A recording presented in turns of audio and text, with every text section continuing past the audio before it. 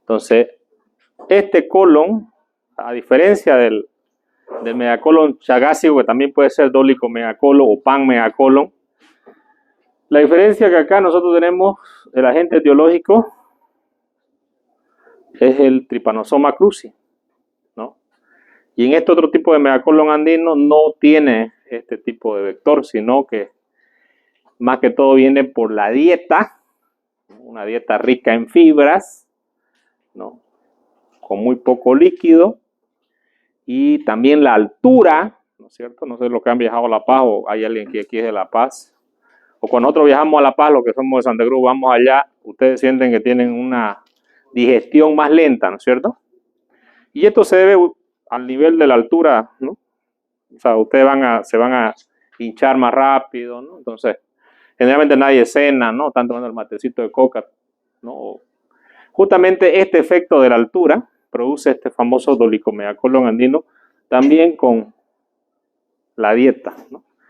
Y también por otro lado, bueno, eso decía mi profesor, y se los digo, que los pacientes que tenían que ir al baño y se hacía mucho frío, entonces se la aguantaban, digamos, ¿no? Entonces, ¿no? Irse ahí. Entonces, esto hacía que el colon empiece a crecer de una forma que se haga largo y se haga ancho. Cuando hablamos de las enfermedades del colon, tenemos que primero siempre es el principio, ¿no es cierto? Aquí nosotros podemos ver un estudio contrastado del colon, donde se ve el colon ascendente, el colon transverso, colon descendente, y acá se ve el colon sigmoide, un sigmoide bastante largo, un megasigma. Normalmente el colon, siempre nosotros cuando hablamos de una enfermedad, tenemos que hablar también de la estructura que daña, y cuál es la función de esa estructura, y cómo se altera esta, ¿no? Y una de las funciones del colon es la absorción de agua, y algunos nutrientes inclusive absorbe. ¿Se puede hidratar una persona con enema? Sí. Inclusive se puede nutrir con algunos aceites. Pero también el colon tiene una función aparte de esta función absortiva, una función de transporte, ¿no es cierto? Va a transportar las heces fecales desde el ciego, que van a entrar líquidas si ustedes quieren, y al absorber el agua, estas van a ir cada vez haciéndose más sólidas, hasta que el paciente pueda defecar. Entonces, tiene la función de transporte, ¿no? Cuando nosotros hablamos del megacolon, tenemos que pensar que ese transporte no existe.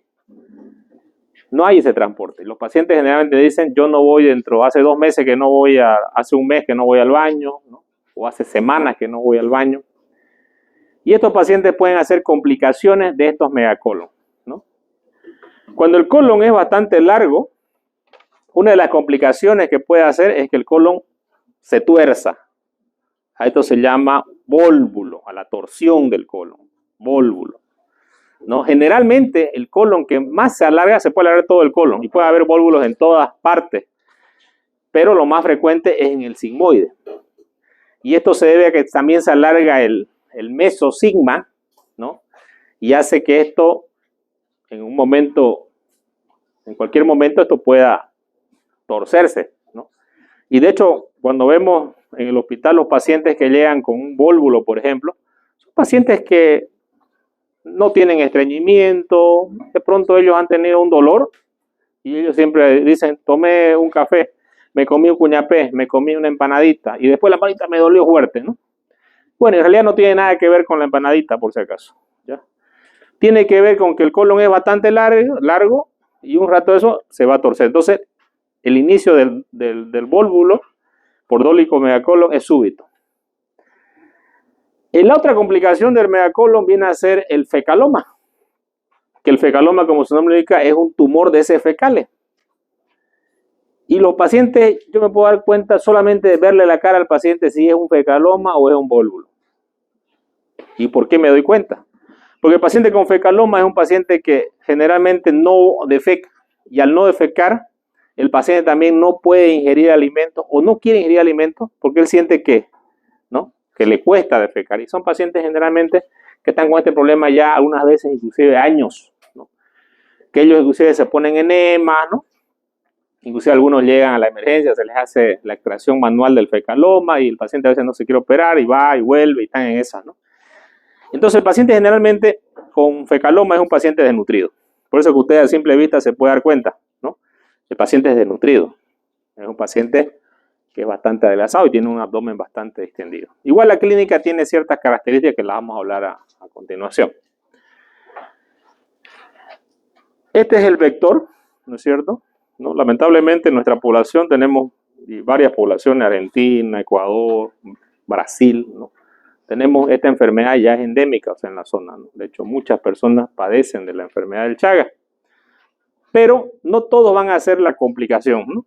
Solamente un pequeño recuerdo, sabemos que hay una fase aguda, una fase indeterminada, ¿no? Y una fase crónica. Esta enfermedad de la fase crónica aparece generalmente muchos años después, ¿no? Y puede afectar no solamente el colon, sino que otras estructuras del cuerpo, como el corazón, ¿no? El esófago, ¿no? Entonces, hay la cardiomiopatía chagásica, ¿no? Y lo que afecta a este parásito va y afecta a los nervios. ¿Cómo que funciona el peristaltismo del colon? Funciona por los ganglios simpáticos y parasimpáticos que están en el plexo miotérico y su mucoso, ¿no es cierto? De Meissner y de Auerbach. Entonces, al no haber estos nervios, porque estos ganglios que son importantes para que den el impulso nervioso, para que haya el peristaltismo del colon, pronto no existen porque este parásito va y se come eso, ¿no? Y a consecuencia de esto, el colon no puede hacer el transporte de las heces fecales. Entonces el colon lo que va a hacer es se va a ir llenando, ¿no? Y va a ser ya más bien la gente defeca por rebalse. Ahora va a depender qué parte del colon esté afectado. Si es el colon sigmoide, se va a hacer un megasigma. Si es todo el colon, un dólico megacolon. Entonces entender la fisiopatología es importante. Pero generalmente esto va a aparecer años después, muchos años después de que el paciente produjo o adquirió la enfermedad del Chagas, ¿no? También puede afectar el corazón y es de la misma forma. Va y afecta los haces nerviosos, ¿no? Las fibras de Purkinje, ¿no? Los nódulos, el nódulo aurículo-ventricular, ¿no? Entonces, los pacientes van a hacer generalmente bloqueos, primero de rama izquierda, de rama derecha, bloqueo B completo, y el paciente posteriormente en los años va a requerir un marcapaso. ¿Todos los pacientes hacen esa complicación? No. En Bolivia hay muchos estudios sobre pacientes, por ejemplo, que son de Cochabamba hacen más problemas del corazón, ¿no? Que del colon. Los que son de Santa Cruz hacen más del colon que del corazón. Aunque tenemos pacientes que hacen a veces problemas cardíacos, tienen problemas a nivel del colon, ¿no? Inclusive algunos tienen mega uretes, mega estómago o mega intestino, son cosas muy raras. Inclusive megavesículos, es muy raro, ¿sí? Generalmente lo que afecta es el colon, el esófago y el corazón, ¿no? Algunos pacientes solamente tienen afectación de alguna cosa, otros tienen el colon y el esófago y también el corazón. Y eso no se sabe por qué, digamos, hay cierto tropismo. Tropismo es por qué la bacteria va a invadir estos lugares. Y como hay personas que tienen la enfermedad del Chagas y no tienen ninguna de esas complicaciones, porque no todos van a tener estas complicaciones, ¿no? Algunos no tienen ninguna complicación. Y una teoría que tenía uno de mis profesores era que la desnutrición tiene que ver un efecto en que desarrolle uno o no este tipo de complicaciones en el megacolon chagásico o el megaesófago chagásico o la calasia, que también es por Chagas, o la cardiomiopatía. Tiene que ver algo, la desnutrición, la inmunidad. Él decía que la inmunidad, pero no podía comprobar, ¿no? Yo he visto cuando era estudiante pacientes de 22 años, una miocardiopatía chagásica, una insuficiencia cardíaca grado 4, ¿no? 22 años. Paciente que prácticamente necesitaba un trasplante cardíaco, ¿no? Y probablemente, yo no vi que se murió, pero probablemente se iba a morir, ¿no? Como cirujano he visto muchos pacientes con afecciones del colon, pero también del corazón al mismo tiempo, ¿no? Y muchas veces cuando nosotros vamos a hacer la cirugía del colon detectamos la enfermedad del corazón, ¿no? Tenía un paciente justamente que, y esto le comento porque la idiosincrasia es importante del paciente y también que uno como médico le explique los riesgos y complicaciones del paciente. Este paciente lo operé de emergencia, era un megacolon bastante grande, no me acuerdo si era un vólvulo, un pan megacolon. Fecalomas, no me equivoco, bastante grande, de emergencia, pero estaba obstruido, ¿no? Saqué el colon, bueno, lo operamos y justamente en la cirugía le hicieron la evaluación cardiológica y él tenía bradicardia extrema, ¿no? Entonces el paciente requería de un marcapaso. Le pusieron un marcapaso transitorio, lo operamos, todo pasó bien. Y luego necesitaba un marcapaso definitivo. Bueno, pasó un tiempo y él no, doctor, yo estoy bien, ¿para qué me voy a poner marcapaso? Que no sé qué, que no sé qué. Bueno, eso es lo que indica el cardiólogo y es lo que tiene que hacer. Se hizo colocar el marcapaso, lo operé, lo reconstruí, o sea, le había sacado un cemento del colon y luego me tocó reconstruirlo. El paciente bastante bien. De ahí lo estuve viendo creo que unos 6 meses más. Yo en ese tiempo hacía consulta externa y él iba a la consulta. Bastante bien el paciente, un paciente delgado, fuerte. De pronto pasaron unos años, no recuerdo si unos 4 o 5 años, algo por el estilo. Estaba en la emergencia del hospital y llega un paciente en paro cardíaco, ¿no? A la emergencia. Y bueno, rápido yo lo meto, porque cuando es emergencia estamos ahí todos, y bueno, metimos al paciente y empezamos la reanimación. El paciente había trabajado albañil y colocando un foco le pasó la corriente, le dio un paro y bueno, lo trajeron de la construcción de acá después de 30 minutos, ¿no? Pero cuando le miro el abdomen, me llamaba la atención la cicatriz, digamos, ¿no? Decía Verástegui. Yo digo, este paciente, esta cicatriz yo la conozco. Y bueno, el paciente lo miré bien, no lo reconocía porque estaba bastante musculoso. Y bueno, hicimos la reanimación, no salió el paciente y después su mujer me dice, doctor, me dice, ¿se acuerda? Yo soy, sí, me acuerdo de usted, le digo. El paciente, como tiene marcapaso, es un paciente de alto riesgo con la electricidad, ¿no es cierto? Entonces, ¿qué es lo que pasa cuando le pasa electricidad a una persona que tiene marcapaso? Se para el marcapaso y se paró el corazón también, ¿no? Lamentablemente el paciente falleció, ¿no? Y una de las cosas que le pregunté yo falleció por el tiempo, ¿no? La demora que tardó en llegar al hospital, porque si el paro había sido más antes, lo habíamos salvado. Le pregunté si él hacía controles de su marcapaso y me dijo la esposa que no, porque se sentía bastante bien, se sentía fuerte, ¿no? Y esto es importante. Nosotros, como médicos, con un examen físico no podemos saber todo lo que tiene un paciente, sino que necesitamos los estudios de imagen para llegar a un diagnóstico. Y cuando son controles cardiológicos también requerimos de esto, ¿no? Si el paciente, el cardiólogo le indica, pues hay que hacerle caso al cardiólogo. De hecho, nosotros como cirujanos también debemos evaluar el corazón, ¿no? Porque no seamos cirujanos, no le vamos a poner el estetoscopio y valorar cuál está la frecuencia cardíaca. O le podemos hacer un electro, ¿no? Pero obviamente el que da la voz de alerta del corazón va a ser el cardiólogo, ¿no? Bueno, aquí está cómo es que uno se infecta, ¿no? Debido a la picadura de la vinchuca, ¿no? Y lo que pasa es que muerden la herida y se da la vuelta, ¿no? Y hay una deyección, se llama. En otras palabras, es la defecación de la vinchuca sobre la misma herida, ¿no? Por aquí está este germen y bueno, va a la circulación y tiene tropismo por estas zonas neurológicas del cuerpo, ¿no? Ahí se va a empezar a desarrollar de bastante tiempo, ¿no? Esto es lo que afecta dentro si tenemos aquí el intestino, ¿no?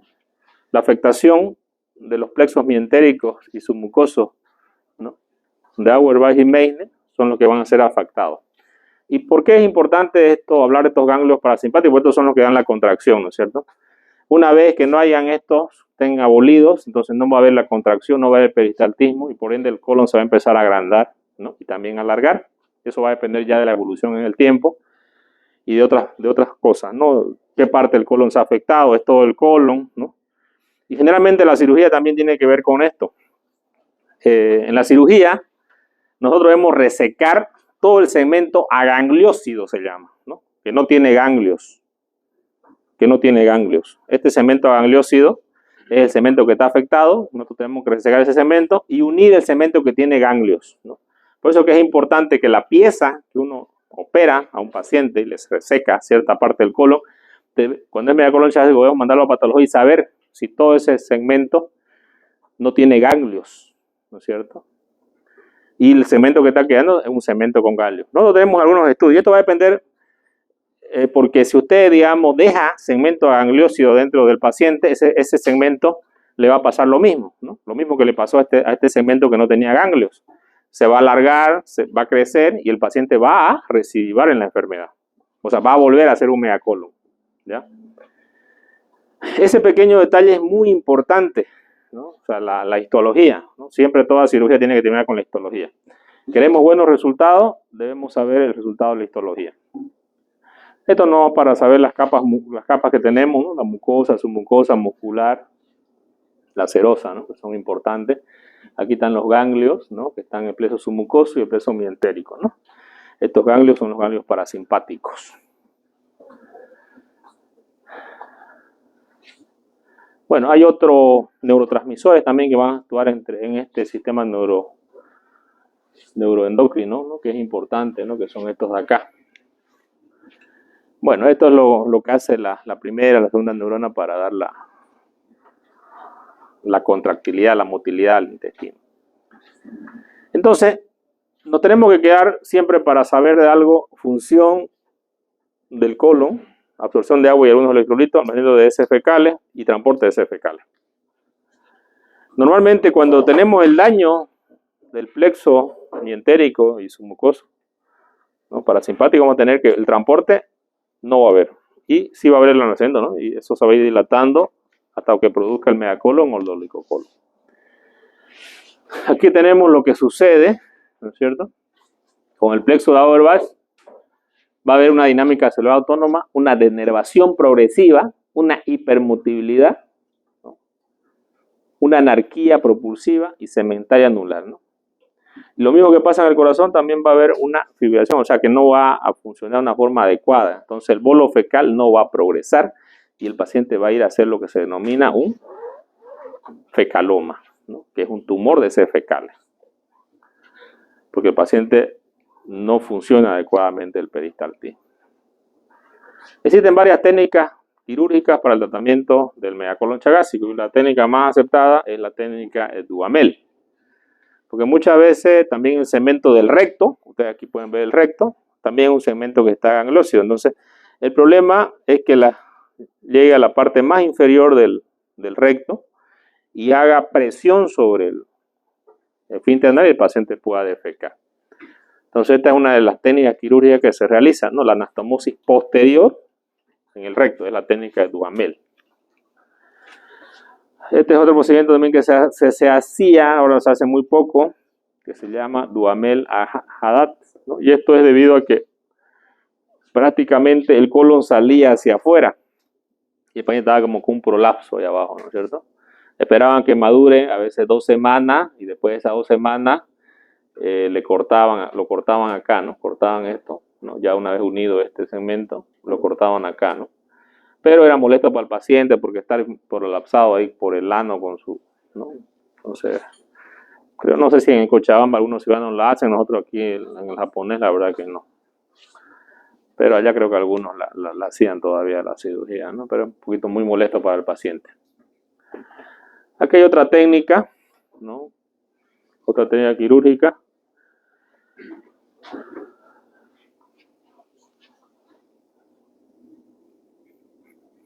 Acá se hace la anastomosis bien baja, ¿no? Prácticamente a nivel del ano. Esta es una cirugía que se hace como que para no hacer resecciones del colon, es una cirugía que no se resecaba, sino que como el paciente tenía un problema a nivel se obstruía, le unían directamente el ileum al sigmoide. O sea, es una cirugía en realidad que le iba a ayudar un tiempo al paciente hasta que después se piense en hacer una resección, ¿no? No está muy aceptada también, al menos nosotros no la hacemos en el hospital japonés. Se llama la cirugía de Chamberlain, pero he escuchado que en otros lados las hacen, ¿no? Pero no sé qué bueno, no te dan buenos o malos resultados, ¿no? Otra técnica, ¿no? Sacar todo el colon y hacer la anastomosis del ciego al recto. A esta cirugía se conocía como la cirugía de Vasconcelos. Entonces quedaba el ciego y el recto, ¿no? anastomosado, un anastomoide de término terminal. Esta es la que se hace, esta es la cirugía que es la más indicada, ¿no? La cirugía de Duhamel, ¿no? La cirugía indicada en el megacolon chagásico. Ya dijimos de esta. Muy bien.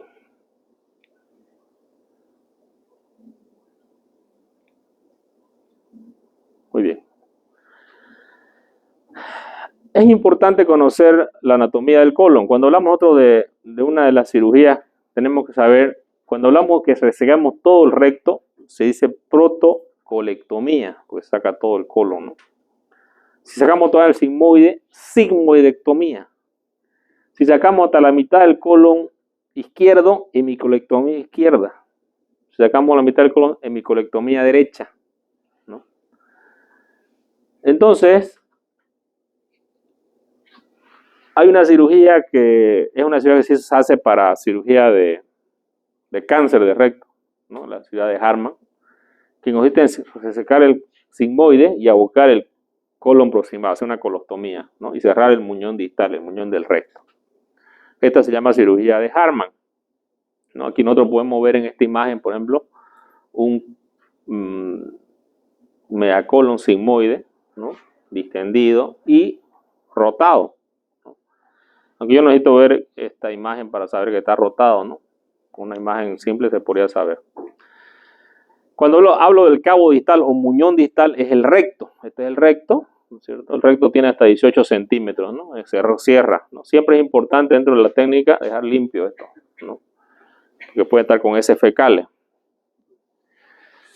¿Por qué dejar limpio? Porque si usted no lo deja limpio, generalmente el paciente cuando puede tener ganas de defecar, tiene que hacer presión, ¿no es cierto? Y es más fácil que rompa la sutura para allá arriba, así que tiene heces fecales. Y el paciente haga una fístula, si es temprana después de la cirugía, le hace una peritonitis. Si es tardía, cuando el paciente se fue de alta, le hace una fístula estercorácea o un absceso intrapélvico. Es bastante molesto, ¿no? Entonces, un principio básico siempre es dejar limpio el recto. Lo limpio por arriba y al final de la cirugía por abajo también hago un tacto rectal y que quede limpio completamente. Es ideal. Y para hacer cirugías adecuadas, yo tengo que hacer todos los detalles de la cirugía, ¿no? Y todos los detalles es que yo respete todo el protocolo. Sabemos aquí que la parte derecha del colon le irriga la mesentérica superior. La parte izquierda, la mesentérica inferior. Y esto es importante para que yo haga las ligaduras de los vasos correspondientes a esto cuando hablamos de megacolon. Como el colon es bastante grande y dilatado, y realmente son enormemente grandes, o sea, es muy llamativa la dilatación del colon, que muchas veces el paciente va a tener asociado a esto un síndrome compartimental abdominal. Siempre es importante los puntos de vista, ¿no? Aquí, por ejemplo, podemos ver una persona que lo ve, ¿no? Al del barco y dice, barco, me van a salvar, ¿no? Y el del barco ve la isla y dice tierra, ¿no? O sea, los dos quieren salvarse, sin embargo, los dos están solos, ¿no? Y probablemente ninguno de los dos se salve. Los puntos de vista son eso. Cuando vemos una enfermedad, cuando estudiamos esta carrera, cuando estamos en la vida como profesionales, también vamos a tener puntos de vista, ¿no? Y nosotros vamos a muchas veces ver cosas que no son las adecuadas. Por eso es importante tener el punto de vista adecuado, del tratamiento adecuado de esta enfermedad, ¿no? Y depende de dónde yo mire las cosas, ¿no?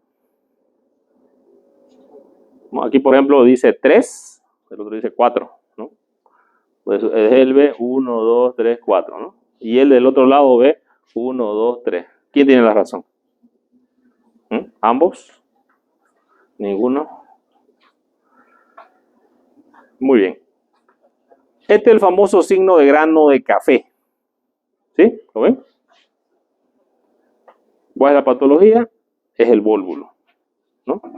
Si ustedes ven, como un grano de café gigante, ¿no es cierto? Y ahí vemos que está torcido. Aquí estamos dentro de la cirugía. Fíjense las manos, ¿no es cierto? Mucho más grande que mi mano, ¿no? Así. O sea, prácticamente es algo que está lesionando, siendo un síndrome compartimental en el abdomen. ¿Y por qué es importante? Porque va a comprimir otras estructuras importantes, le va a dar hipoflujo a otras estructuras.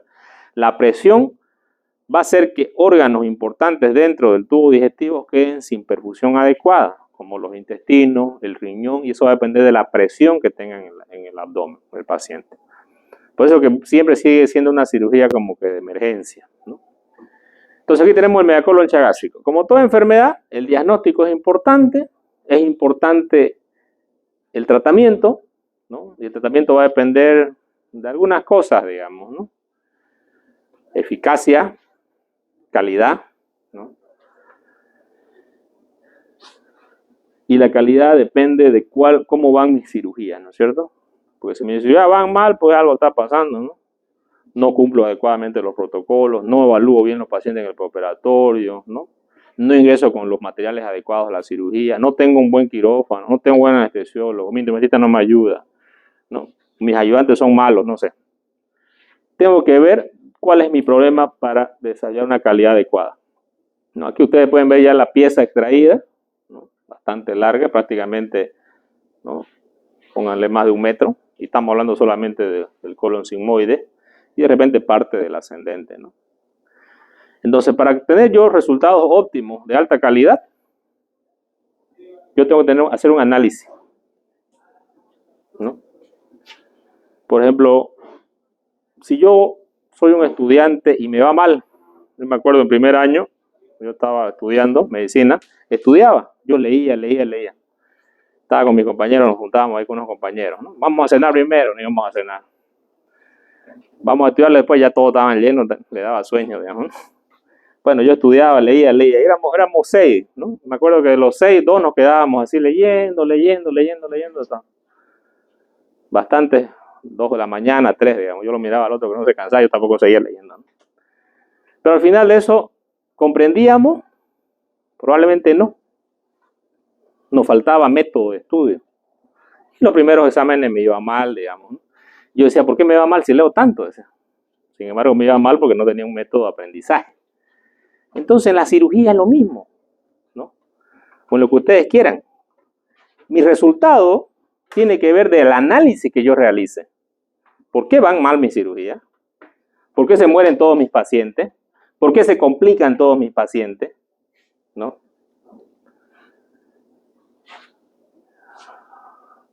Durante la vida, uno le dice a algunos cirujanos, te faltó hacer esto en el recto.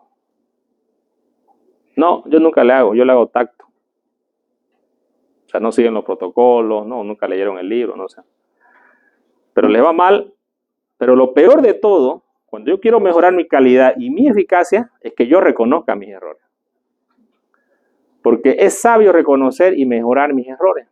Sin embargo, aquellos que dicen, no, yo siempre lo hago así, me va bien. Es mentira, pues le va todo mal, digamos, ¿no? Simplemente que no analiza sus errores y no es consciente de que quiere mejorar estas dos cosas. Todos podemos mejorar, pero para mejorar tenemos que analizar cuál es el problema. En el caso de los pacientes, analizar mortalidad, morbilidad y también la calidad de vida postoperatoria del paciente es importante. Bueno, este es nuestro hospital, ¿no? Nosotros tenemos un hospital de tercer nivel, creo que tenemos mucha afluencia de pacientes, igual que el San Juan de Dios, y bueno, recién estuve charlando con una exalumna, que ahorita es residente del San Juan de Dios, R3, y estaba por el hospital japonés rotó 1 mes. O sea, me llamó la atención porque primera vez que viene alguien del San Juan de Dios a rotar por nuestro hospital. Sin embargo, estuvimos charlando, ella me comentó, yo le decía, bueno, ya deben operar harto. Le digo, no operan nada, doctor. Me dice, sí, le digo. Tenemos 4 quirófanos nomás y en un turno se opera a veces un paciente, máximo 2 pacientes. ¿Será tampoco? Le digo, no creo, me pareciera que operan más. Bueno, cuando me dijo eso yo dije, caramba, aquí operamos más que allá, digamos, ¿no? Y mucho va a depender eso también, ¿no? Mi número de pacientes, para que yo aprenda, tiene que ver eso. Aquí es el consultorio, ¿no? Nosotros atendemos en la consulta externa a muchos de los pacientes que son programados y tenemos también la sala de emergencia, ¿no? Entonces los tratamientos siempre, para que ustedes no se olviden, se dividen en tratamiento de emergencia y tratamiento de consulta externa, o cirugía ambulatorial también se llama. Estos pacientes que llegan por la emergencia, obviamente son pacientes graves. ¿Con qué tipo de abdomen llegarán estos pacientes? ¿Qué tipo de abdomen será? Si hablamos de un vólvulo, por ejemplo. Obstructivo y puede ser también, si el paciente tiene irritación peritoneal, perforativo, bien, ¿no? Si hablamos de un fecaloma, ¿qué tipo de abdomen llegará a la emergencia? Obstructivo. ¿Y será perforativo también? También puede ser perforativo. ¿Se puede perforar el fecaloma? Sí, señores, se puede perforar. Eso va a depender del tiempo de evolución, ¿no? Por ejemplo, el vólvulo, si está doblado más de 6 horas, alta probabilidad de que esté roto ya, o que se esté por romper, ¿no? Entonces, esos son los cuadros que me van a llegar a la emergencia, donde yo rápidamente debo hidratar al paciente, debo colocar sondas, ¿no? Si puedo colocar un vólvulo, una sonda rectal, a veces es la solución para el paciente, previa rectosigmoidoscopía, una sonda nasogástrica, hidratar al paciente, colocar una sonda Foley, mejorar al paciente su estado general, hacer laboratorios de emergencia para lograr función renal, función hepática, transaminasa, ¿no? Tiempo de trombina, hacer valoración cardiológica de forma rápida, ¿no? Y en 6 horas o menos poder meterlo al paciente que no va a depender de la gravedad. ¿Y la gravedad de qué depende? De la lesión de órganos importantes como el riñón, un síndrome compartimental, por ejemplo, que está así el paciente distendido. Hay casos que inclusive en la emergencia lo hemos abierto al paciente, porque el paciente prácticamente no tiene diuresis, ¿no? Y está haciendo ya una falla respiratoria que no puede respirar, ¿no? Y son casos a veces muy dramáticos, pero la emergencia de que lo abra o no lo abra el paciente va a depender mucho de la presión intraabdominal, ¿ya? En un caso de que no esté todavía perforado, pues puedo hasta 6 horas tardarme y lo más rápido meterlo al quirófano. Si es una peritonitis, mientras más rápido entre haciendo la deshidratación, meterlo lo más rápido, hablamos de 2 o 3 horas hasta que salga en su laboratorio. Sin embargo, en la consulta van a ir pacientes que, yo tengo estreñimiento, doctor, que no, pero o fui por la emergencia, tenía un vólvulo, me pusieron una sonda y yo evacué y estoy bien, pero el cirujano me dijo de emergencia, vaya por la consulta externa. Entonces, en la consulta externa el cirujano va a valorar y va a hacer una cirugía en un primer tiempo.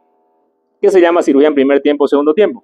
Aquí en la emergencia, todos los pacientes que llegan, nosotros les vamos a hacer, si entramos a quirófano, una resección del segmento, una colostomía. Todos estos pacientes que entran, todingos entran con colostomía, a menos que el paciente llegue con un vólvulo, digamos, y esté en sus primeras horas y yo solamente le coloco una sonda y con eso mejoró. En todos los demás casos, el paciente sale con su colostomía, ¿no? Por acá. Va a defecar el paciente por un lado, ¿no? Y eso le explicamos antes de operarlo y todo a la familia, ¿no? Pero los pacientes que van por consulta externa, se va a resecar el segmento y se va a hacer una anastomosis primaria.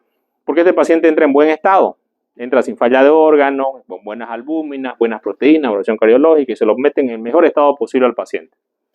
Lamentablemente les quisiera decir que tenemos muchos pacientes por consulta. Sin embargo, tenemos muchos más pacientes por emergencia. Es muy raro el paciente que va por consulta. Los que van por consulta son pacientes que van a su restitución de tránsito, ¿no? Pero son pacientes que ya pasaron por la emergencia. Pero que un paciente directamente venga por la consulta, que me hicieron un tránsito intestinal y tengo un megacolon y quiero que me opere, muy raro. Y eso es por quizás nuestra mentalidad, ¿no? De todos, digamos, acá, ¿no? No sé. Generalmente los pacientes que nosotros llegan a la emergencia con un vólvulo y colgamos una sonda y le decimos, lo vamos a subir para operarlo, ninguno se sube. No, voy nomás, doctor, voy a venir por consulta, dice. No vienen. Hasta que se vuelven a torcer nuevamente y vuelven otra vez por la emergencia. Y hay pacientes así, ¿no? Que están 2 o 3 veces viniendo por la emergencia. Hasta que un rato eso se perforan o directamente entran al quirófano. Muy bien. Aquí nos tenemos varias áreas. Esta es la área de emergencia, que es el pasillo, que no tendría que estar así, pero igual atendemos pacientes porque se satura el hospital, ¿no? Esta es una sala de reanimación donde van los pacientes más graves y delicados. Esta es la sala de quirófano, ¿no? Donde aquí estamos en la cirugía, ¿no? Y aquí nos faltan también los distraídos, como aquí en la clase, ¿no? Están con su celular ahí, copiando, digamos, en vez de estar escuchando la clase. Igual en quirófano hay gente que no aprovecha, ¿no? Entonces, la mortalidad que tenemos en el hospital, aproximadamente entre 3%, 38 años que nuestro hospital tiene. Bueno, ahorita ya debe tener más, 39. Más o menos 30, 40 pacientes se van a operar por cirugías programadas y 60 pacientes por cirugía de emergencia. Es un grupo más elevado, no va a depender del año. Ya aquí mencionamos la mortalidad en la emergencia es de un 5 a un 7% por sepsis y por síndrome compartimental. Sepsis cuando ya está perforado el paciente.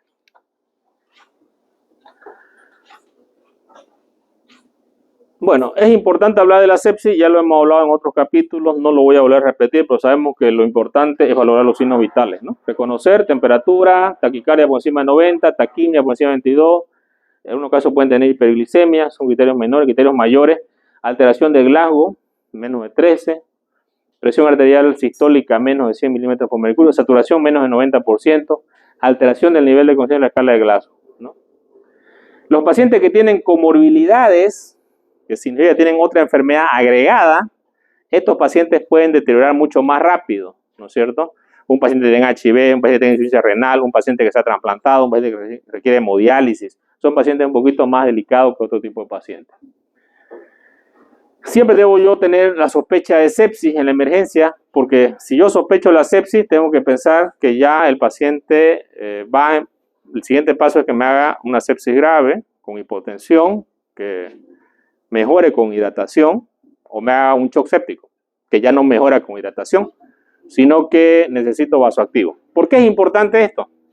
Porque me indica la gravedad, ¿ya? Y yo no tengo que dormirme y no identificar en qué estado de sepsis se encuentra el paciente. ¿Y cómo no me duermo? Valorando adecuadamente los criterios que me indican sepsis y tratándolo. Y obviamente lo más importante, que yo siempre empiezo con la hidratación, es que yo debo valorar también estos mismos signos vitales durante este periodo de tiempo. Para valorar la función renal, puedo pedir laboratorios como creatinina, urea, ¿no es cierto?, transaminasa, y luego tengo que dar hidratación y tratar el foco séptico. En caso de los pacientes con megacolon, si hay una perforación, tengo que entrar lo más rápido posible al quirófano, y va a depender de estos factores de comorbilidad que el paciente viva o muera muchas veces. Porque muchas veces entramos rápido en el hospital porque tenemos los recursos. Yo creo que inclusive mejor que cualquier clínica, ¿ya? Entramos muy rápido a estos pacientes, ¿no? Porque tenemos el personal, ¿no? Tenemos todo. Pero muchos pacientes no van a responder debido a esto, ¿no? La comorbilidad que el paciente tiene. Cuando hablamos ya de la falla de órganos, nosotros vamos a valorar criterios para la lesión de órganos como el renal, hepático, cardiovascular, hematológico y neurológico. Cada uno de estos tiene ciertos criterios que se pueden valorar. Renal, la creatinina. El respiratorio, tenemos la presión de oxígeno. El hepático, tenemos la elevación de las bilirrubinas, ¿no? Y cada uno tiene un puntaje y obviamente eso le vamos a dar más. Cardiovascular, hablamos de la presión arterial. Cuando ya el paciente está aquí, fíjense, ya necesita dopamina, ¿no? Ya el puntaje va aumentando. Ya hablamos que aquí tiene un shock séptico, ¿no? Y va aumentando la dosis de dopamina, ¿no? Si hablamos de un paciente hematológico, la alteración de las plaquetas. ¿En la sepsis se alteran las plaquetas? Sí. Vamos a tener una disminución de las plaquetas. Ya en los estadios más avanzados, ¿no? Tenemos menos de 50.000, que ya inclusive requerimos transfusión de plaquetas, ¿no? Y obviamente hablamos de hemorragia. Neurológico, el paciente va a entrar a un estado de coma. Se va deteriorando a medida que vaya aumentando, pasando el tiempo. ¿Por qué? Por la hipoperfusión. La hipoperfusión daña el riñón, pero también daña el cerebro. Entonces no llega sangre al cerebro. Y la sangre, lo más importante, es que oxigena. Y si no oxigena mi cerebro, yo tengo alteración de la conciencia. Por eso que una de las cosas que aparece, el paciente está medio perdido, desorientado. Y a veces aparecen en la sepsis, ¿no? El paciente está orientado, ¿no? Ya hablamos de una sepsis inicial. Existen biomarcadores como la procalcitonina y ¿no? que se pueden valorar y nos indican infección bacteriana. Aquí tenemos el síndrome de respuesta antibiótica sistémica. Cuando nosotros sospechamos infección, podemos pedir la procalcitonina, que es un biomarcador rápido, que va a salir rápidamente. Cuando tenemos duda, ¿no? Entre si es SIRS o si es una sepsis. SIRS, una respuesta antibiótica sistémica, pues sin causa infecciosa. Pedimos generalmente la procalcitonina, ¿no? Menos de 0,5, alta sospecha clínica, no sepsis, ¿no? Y si tenemos valores entre 0,5 a 2, nueva medición en 24 horas y tenemos lo que se llama como sepsis incierta. Pero si tenemos más de 2 nanogramos ml, sepsis confirmada. Entonces, este es un laboratorio que nos da bastante. Bueno, ¿qué hacemos en quirófano? En quirófano tenemos que tratar el colon afectado. Tenemos dos enfermedades que nos van a afectar, el vólvulo y el fecaloma, ¿no? El vólvulo es la torsión del colon, ¿no? Normalmente va a ser el sigmoide, pero en realidad cualquier parte del colon se puede torcer, que sea larga, ¿no? Y generalmente va a llevar a necrosis y perforación, ¿no? Nosotros vamos y resecamos ese segmento si entramos a quirófano, Nunca solamente devolvulamos, o sea, destorcemos, no. Si entramos a resecar, en algunos casos, ¿no? Aquí está perforado, por ejemplo, queremos de repente hacer una anastomosis, ¿no? No lo hacemos, ¿no? Eso generalmente en cáncer a veces se hace, pero no se aconseja hacer cuando hay una peritonitis, por el riesgo de licencia de sutura, digamos, ¿no? Pero podemos hacer lavados del colon, ¿no? Como ustedes pueden ver acá, se coloca una sonda Foley y se lava el colon. Este lavado se llama lavado de colon intraoperatorio, que es una técnica sí adecuada, en algunos casos la hacemos. Constipación es el paciente que no puede ir a defecar periódicamente, va cada 3 días, 4 días, 5 días, 1 semana, 2 semanas, 3 semanas, y mientras más tiempo el paciente diga que no va a defecar, va a ser un paciente más desnutrido, y va a ser un paciente que prácticamente ya tiene una masa, o que ya fue por la emergencia, tuvo ya un fecaloma, le hicieron una extracción manual, ¿no? Que es bastante desagradable. Personalmente no la aconsejo, no me gusta hacerle extracción manual a los pacientes. Primero porque es como darle una aspirina a una apendicitis aguda, ¿no? ¿Ya está bien darle una aspirina a una apendicitis aguda? No. ¿Por qué? Porque primero que no lo va a sanar al paciente, ¿no es cierto? Entonces lo que yo debo hacer es hacer la apendicectomía. Entonces hacer la extracción manual de un paciente no ayuda en nada, ¿no? Primero porque es desagradable para el paciente, puede producir reflejo vagal, se lo tiene que hacer bajo anestesia, ¿no? Y generalmente el paciente cuando uno hace la extracción manual no se opera. El paciente defeca y dice, me voy, nos vemos. Y aparece un mes después o aparece 2 meses después con el mismo problema. O de repente aparece perforado. O de repente aparece muerto ya directamente porque ya llegó en shock séptico, llegó de lejos, se murió, ¿no? Entonces, generalmente nosotros no hacemos, o sea, yo no soy muy amigo de hacer la extracción. Pero en algunos casos sí, porque el médico también tiene que ser, no puede decir no a todo, digamos, ¿no? Por ejemplo, si un paciente cardiópata, que la cirugía es muy riesgosa, y meterlo a quirófano es matarlo más o menos, ¿no? Entonces, a ese paciente sí, de repente inicio primero haciendo una extracción manual, ¿no? Por su riesgo que tiene el paciente. Y de repente la cirugía que planifico con él es hacerle una ostomía nomás, si es que entro a quirófano, pero no hacerle la resección del colon, porque de repente hacer la resección del colon va a sangrar mucho y el paciente puede morir. Entonces, nosotros hacemos estrategias o planes quirúrgicos para cada tipo de paciente, ¿no? Y nunca hay una regla así, ¿no? 2 más 2, 4, 5 más 5, 10, no. Sin embargo, tengo que planificar para cada paciente la cirugía que voy a hacer. Entonces, cuando yo hago la cirugía también tengo que hablar de pronóstico. ¿Va a ser pronóstico bueno? ¿Va a ser pronóstico malo? ¿No es cierto? ¿Va a haber recidiva? Eso me interesa, ¿no? Porque hay pacientes que yo iba por, o sea, doctor, me operaron hace un año y le sacábamos una radiografía y ya otra vez estaba con el colon grande, ¿no? Normalmente la cirugía de colon programada, digamos que se le da una resección en anastomosis, el cemento afectado gangliósido, tendría que durar más o menos 10 años. Si duraba menos de esto, entonces hay problemas, no le he hecho bien la resección del segmento gangliósido, entonces lo que nosotros queremos generalmente es evitar que el paciente recibe, o por lo menos si va a recibir, que recibe después de los 10 años, ¿no? No antes. Si reciba antes, significa que estoy haciendo mal algo, mi procedimiento no es el adecuado, no estoy sacando todo el cemento ganglioso, no he hecho patología, ¿no? A veces no le he hecho un colon por enema antes de la cirugía para evaluarlo. Entonces, son cosas importantes que yo debo evaluar. ¿Cuál es la eficacia y el resultado de la cirugía? Es la suma de todas las cosas que yo hago para que todo salga bien. Entonces, si yo alguna cosa no hago, pues las recidivas van a aparecer más temprano. Entonces, las recidivas tienen directa proporción con la morbilidad y la mortalidad de la enfermedad. Entonces, lo que uno busca es curar al paciente, ¿no es cierto? Busco curar al paciente y que el paciente no recidive, ¿no? Por eso el paciente que les comenté, por ejemplo, que había operado, después llegó de años, no me acuerdo cuántos años era, pero habían pasado varios años. El problema no murió por el colon, ¿no? Murió por el corazón. Sin embargo, hay uno, cuando ve las estadísticas, los resultados, ahí se da cuenta, sí, fue bien, no fue mal, digamos, ¿no? Entonces nosotros teníamos, bueno, no puedo decir que ahora tenemos una estadística, pero sí teníamos antes, porque tenía un jefe que, la verdad, él hacía todas las estadísticas, ¿no? Aquí están algunos de mis jefes. Uno de los que operó bastante colon, y un trabajo bastante, no los operó él todos los colon, sin embargo los tenía los resultados, el análisis de todos los cirujanos que operaban en el japonés, el doctor Crespo, que ya falleció. Aquí está el doctor Espinosa, otro de mis jefes que también falleció en la pandemia, ¿no? El doctor Garajulik, que también falleció por un infarto cardíaco. Y ahorita que nosotros todavía lo tenemos al doctor Gutiérrez, que es uno de los jefes todavía actuales que están en el hospital, que él es jefe de cirugía. que es bastante mayor, estamos hablando de más de 70 años, pero que ellos tienen bastante experiencia porque iniciaron con estas conductas patológicas de cirugía, ¿no? Más frecuentes, fíjense aquí están los autores, ¿no es cierto? El año 1996, ¿no? Entonces hicieron un protocolo de manejo de los pacientes, ¿no? Y este protocolo ya venía, ¿qué es lo que vamos a hacer con esto? O sea, es un libro, que aquí yo se los he puesto, ¿no? Hallazgo clínico de estreñimiento, hago estudios complementarios, o sea, un protocolo, ¿no? Rectosigmoidoscopía, laboratorio, pedir proteínas, pedir estudios inmunológicos, pruebas para Chagas, electrocardiograma, radiografía de tórax, radiografía de colon, radiografía de esófago. Conducta preoperatoria, preparación de colon durante 6 días, dieta sin residuos, limpieza mecánica, antibióticos, sulfa y metronidazol.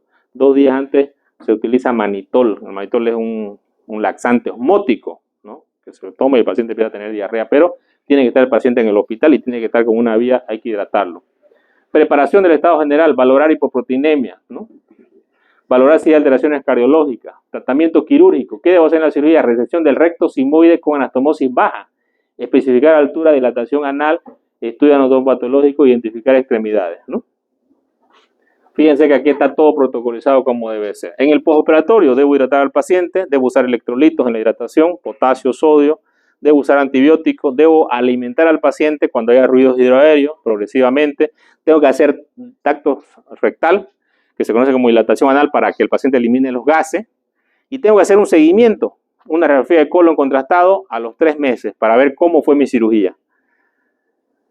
Y anualmente, por lo menos 5 años después de la cirugía, ¿no? Entonces, el doctor Crespo tenía una estadística de, creo que más o menos, si no me equivoco, unos 2.000 pacientes, donde se les hizo todos estos estudios, ¿no? Porque como estaba protocolizado, todos los ciudadanos tenían que operar y hacer todo esto por ese seguimiento por consulta externa. Y ahí recién pudimos medir nuestra calidad de atención en los pacientes. Lamentablemente les puedo decir que hoy en día no lo tenemos, pero es una tarea que la tenemos que hacer. Estos son los laboratorios que le pedimos, ¿no? En el hospital. Bueno, acá hablamos de los tratamientos quirúrgicos y bueno, ¿qué es lo que se hace, no? La técnica quirúrgica. Resección rectosigmoidea segmentaria con anastomosis término-terminal, lo más baja posible, entre 6 a 8 centímetros del margen anal. La sutura se realiza con puntos separados con seda 3.0 a un solo plano. Excepcionalmente, y dependiendo del grosor de las paredes del recto, podemos utilizar sutura mecánica. 4. Drenaje pararectal, que lo utilizamos en forma extraperitoneal por contrabertura. 5. Se debe especificar el protocolo operatorio y la altura de la anastomosis en centímetros. 6. Se debe iniciar dilataciones anales con los pacientes anestesiados al finalizar la cirugía. 7. Se debe enviar la pieza resecada para estudio histopatológico, identificando los extremos de la misma. Ya habla aquí de las conductas pre y postoperatorias y del seguimiento que le hacemos a los pacientes, ¿no? Entonces nosotros hacíamos la cirugía de Dixon, que es resección en anastomosis baja, ¿no? No hacíamos la de Dudamel, no hacíamos la de Dixon. Bueno, esta es la solución, la preparación del colon, que se puede hacer también con estas soluciones. La verdad que nosotros hacemos con manitol nomás, pero se puede hacer con politinglicol, ¿no? Megacolon complicado, ¿qué hacemos en la emergencia? Tenemos también un protocolo, ¿no? Hallazgo clínico, dolor cólico que va a tener el paciente, ¿no? Distensión abdominal. Fíjense que en el megacolon complicado hay una asimetría del abdomen, es una pregunta de examen, ¿no? El abdomen está más asimétrico, ¿ya? Entonces ustedes van a tener como un abultamiento en un lado del abdomen, ¿no? Entonces la simetría del abdomen me indica que es vólvulo.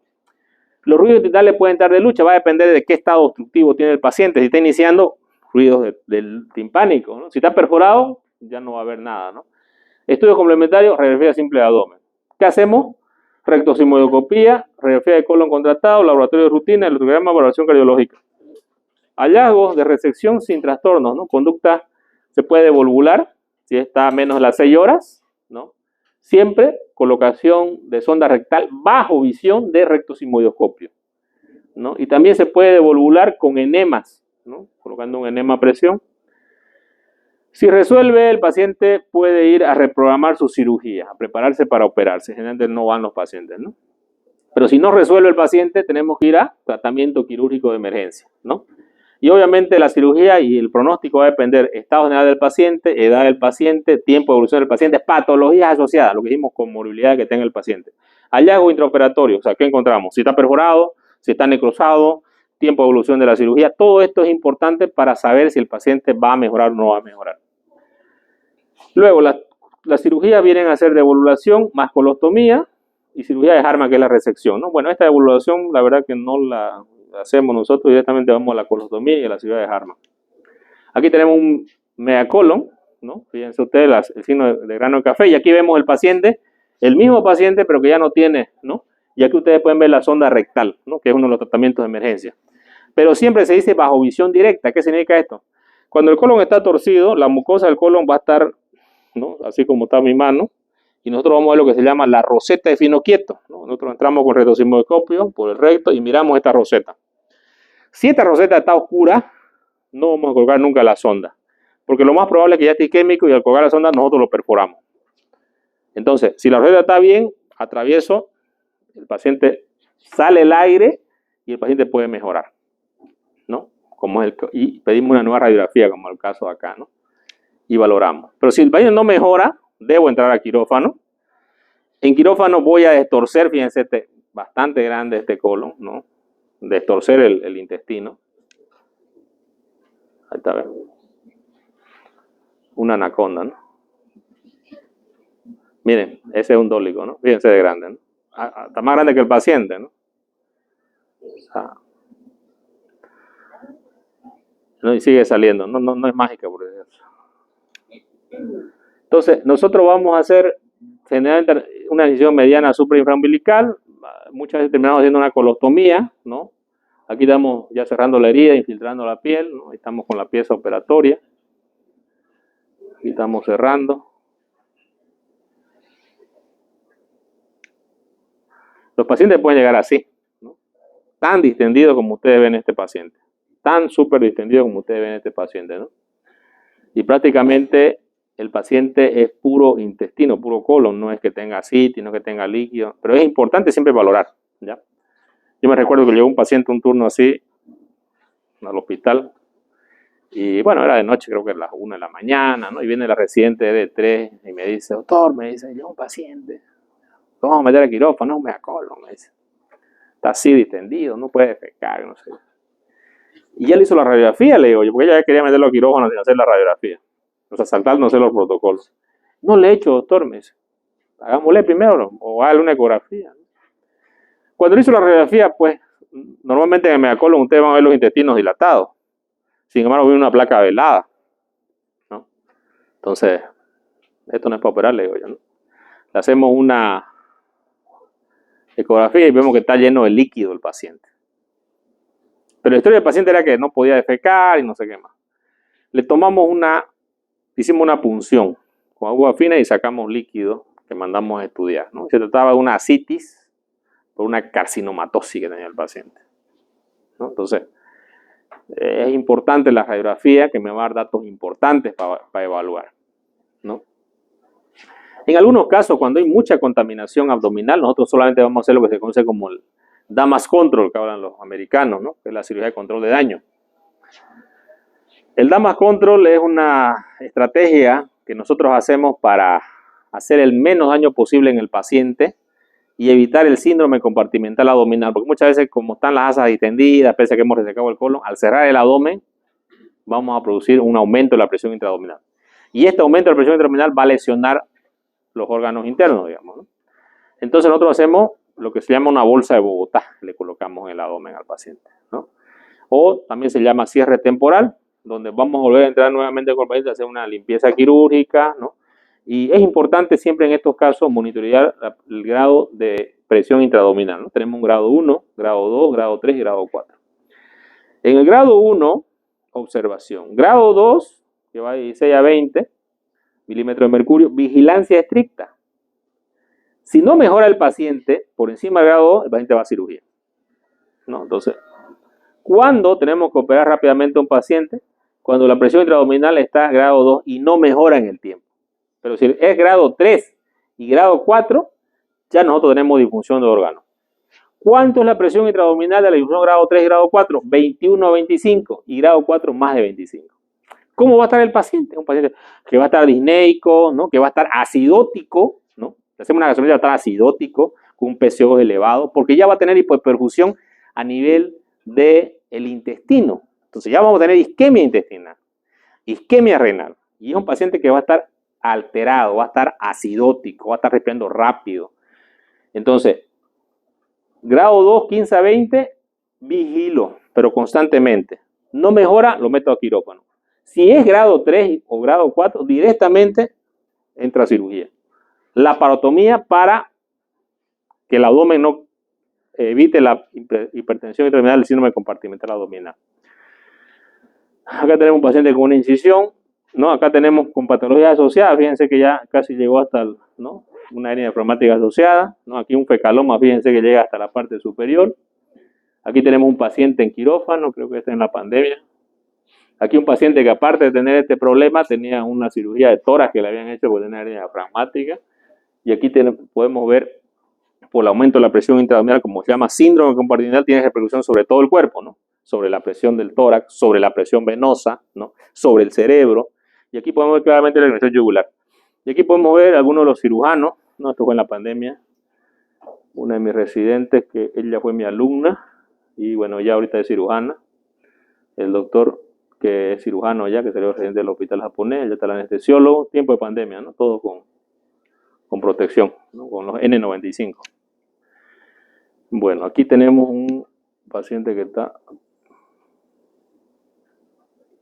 haciendo la colostomía.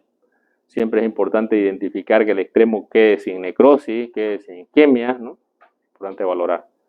Estamos haciendo la colostomía, que es la vocación del colon hacia la pared, ¿no? Y es importante valorar en el tiempo, ¿no? Bueno, esto por si acaso no es laparoscópica, ¿no? Pareciera que fuera laparoscópica ustedes en el monitor, ¿no? Sin embargo, nosotros tenemos una cámara, ¿no? En el quirófano, que se ve en una pantalla, ¿no? Porque estamos haciendo cirugía abierta en realidad. El megacolon nunca se hace laparoscópico, ¿no? Siempre es abierto. Aquí estamos acabando la colostomía. Siempre es importante que yo cuando evalúo al paciente después, yo veo la colostomía, el color, si es rosado, sale ese fecal, no sale, si se necrosa, puede ser una de las complicaciones que pueda haber, ¿no? Siempre es importante cerrar el muñón rectal, ya dije por qué, porque puede haber fuga de ese fecal y puede dar un absceso, una peritonitis si es muy cercana, si es tardía igual, ¿no? Una complicación que es agradable para el paciente, ¿no? Aquí se puede complicar el paciente, como este caso, fíjense, un absceso paraostomal, una ostomía que se ha metido, por eso es importante también la técnica quirúrgica que yo hago, la ostomía, ¿no? Es importante, ¿eh? Un absceso es una complicación, ¿no? Y esto hay que tratarlo, ¿no? Aquí ven una necrosis, ¿ves? Este es un paciente que me hablaron en una clínica, ¿no? Un paciente que hicieron una ostomía y se necrosó. O sea, el cirujano que lo operó me habló, ¿no? Y bueno, fuimos con él. Era un paciente que estaba con síndrome compartimental, que ustedes pueden ver acá. Aparte de eso, tenía una obesidad bastante, ¿no? Resecamos el cemento que estaba afectado, hicimos una nueva ostomía, ¿no? Con un grifo más alto. Lavamos la cavidad, había un cemento que estaba necrosado. El paciente era joven, pero tenía una obesidad de, si no me equivoco, un IMC de 40, bastante obeso. Pasó a terapia y creo que a los 2 días falleció después de la cirugía, ¿no? Entonces, es importante detectar.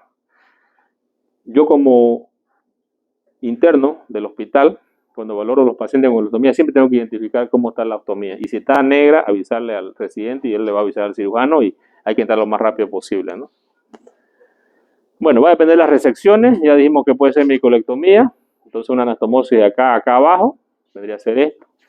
Usamos una anastomosis baja a menos de 6 centímetros. En el hospital, los cirujanos, algunos de ellos hacían con CADU cromado. Otros hacían con PDS, que es la polioxanona. Otros con CA30, ¿no? Los puntos, a veces continuos, a veces puntos separados, a veces en un plano, en 2 planos, ¿no? Megasigma igual. Si es una cirugía programada, resección del sigma y anastomosis terminal se llama. Si la anastomosis la hago acá se llama lateral, ¿no? Si la hago termino lateral, ¿no? O lateral. ¿Se puede usar sutura mecánica? No. Bueno, en los colon que tengan la pared bastante gruesa no, porque la sutura mecánica es esta que ustedes pueden ver acá.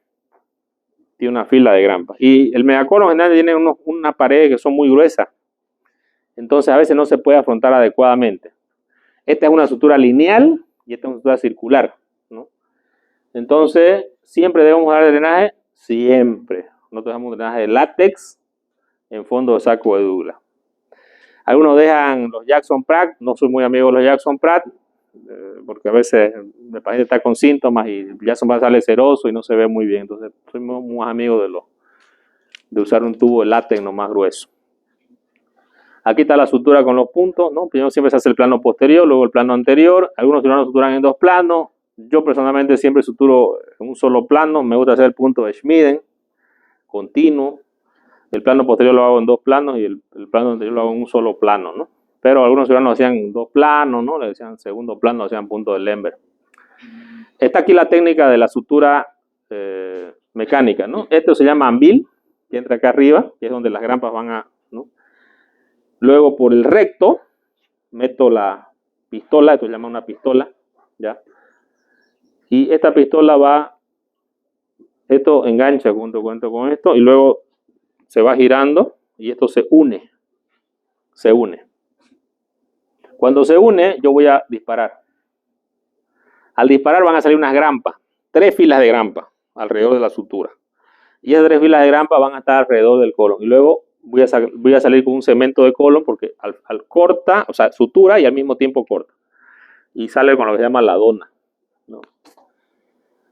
En algunos casos, pacientes que son mayores de 65 años, hacemos la ileostomía en asa, que es una ileostomía, o sea, el paciente va a comer y va a salir por acá. Y se llama protección de sutura para esta anastomosis que hice.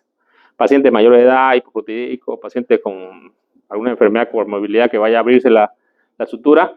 Y generalmente esto lo cerramos en un periodo de 1 mes más o menos, ¿no? Entonces hacíamos 2 cirugías, ¿no? Y eso era para evitar la fuga anastomótica, porque una vez que haga fuga acá, normalmente el paciente tiene que ir nuevamente a colostomía, ¿no? Y hay pacientes que, bueno, como cualquiera, ¿no? Nadie quiere vivir con su colostomía o quieren vivir alguien con su colostomía. Entonces la calidad de vida de la persona es importante. Hemos tenido pacientes que se han suicidado inclusive, ¿no? Ahí en el hospital se suicidó uno, ¿no? Llevaba al paciente más o menos, creo que unos 20 años sin hacerse la cirugía, decidió hacerse la cirugía. Y en ese periodo de tiempo el paciente, claro, como estaba con su ostomía, dice que a sus nietitos dice que les daba su tunda, ¿no? Y también tenía problemas con su esposa. Por la ostomía pensé que no podía estar con su esposa, no tenía relaciones, ¿no? Y bueno, cuando lo operaron, la esposa le dice que tenía otra pareja.